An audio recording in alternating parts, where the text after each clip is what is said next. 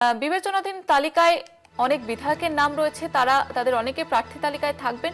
বিবেচনাধীন হলে তারা কিভাবে ভোটে দাঁড়াবে, কি বলছে নির্বাচন কমিশন, সেই নিয়ে কিন্তু ইতিমধ্যে প্রশ্ন উঠতে শুরু করেছে। কারণ এখনো পর্যন্ত এসআইআর প্রক্রিয়া রাজ্যের শেষ হয়নি এবং তার মাঝে নির্ঘণ্ট প্রকাশ হয়েছে রাজ্যে দুদফায় নির্বাচন হবে 23শে এপ্রিল এবং 29শে এপ্রিল। তবে এসআইআর এর কাজ এখনো পর্যন্ত শেষ হয়নি, সম্পূর্ণ হয়নি।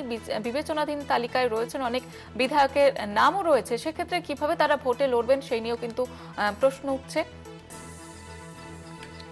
কারণ গতকালই বিকেল 4টে সাংবাদিক বৈঠক করে মুখ্য নির্বাচন কমিশনার জ্ঞানেশ কুমার তিনি কিন্তু ভোটের নির্ঘণ্ট প্রকাশ করেছেন এবং রাজ্যে দুদফায় ভোট হবে 23শে এপ্রিল এবং 29শে এপ্রিল।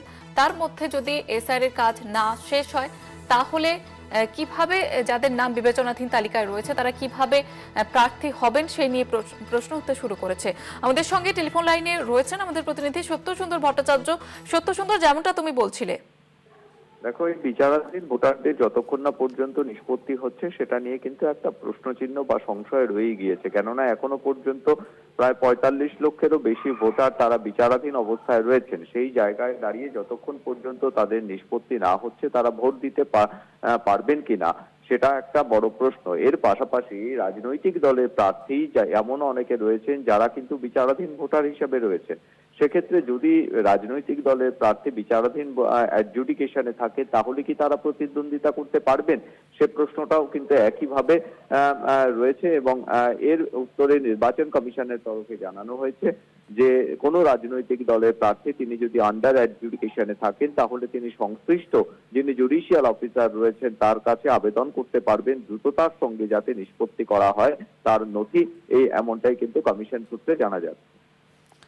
ধন্যবাদ জানাবো সত্যসুন্দর। আমাদের সঙ্গে টেলিফোন লাইনে ছিলেন আমাদের প্রতিনিধি সত্যসুন্দর ভট্টাচার্য। যেমনটা আপনাদের জানাচ্ছিলাম যে বর্তমানে অনেক বিধায়কের নাম বিবেচনাধীন তালিকায় রয়েছে, সেক্ষেত্রে তারা কিভাবে ভোটে দাঁড়াবে সেই নিয়ে উঠছে প্রশ্ন। গতকালই ভোটে নির্ঘণ্ট প্রকাশ করেছে নির্বাচন কমিশন। বাংলায় দুদফায় নির্বাচন হবে 23শে এপ্রিল এবং 29শে এপ্রিল। চৌঠা মে রেজাল্ট রয়েছে এবং তবে এখনো পর্যন্ত রাজ্যে এসআইআর প্রক্রিয়া সেটা কিন্তু শেষ হয়নি এবং সেক্ষেত্রে যাদের নাম বিবেচনাধীন তালিকায় রয়েছে তারা কিভাবে ভোটে দাঁড়াবে সেই নিয়ে উঠছে প্রশ্ন। এখনো পর্যন্ত এসআইআর এর কাজ সম্পূর্ণ হয়নি, তবে অনেক বিধায়কের নাম রয়েছে এই বিবেচনাধীন তালিকায়। ভোটের আগে এই কাজ কি শেষ হবে সেই নিয়ে উঠছে প্রশ্ন। কারণ শেষ না হলে তারা যাদের নাম এখনো পর্যন্ত বিবেচনাধীন তালিকায় রয়েছে তারা ভোটে দাঁড়াতে পারবেন না।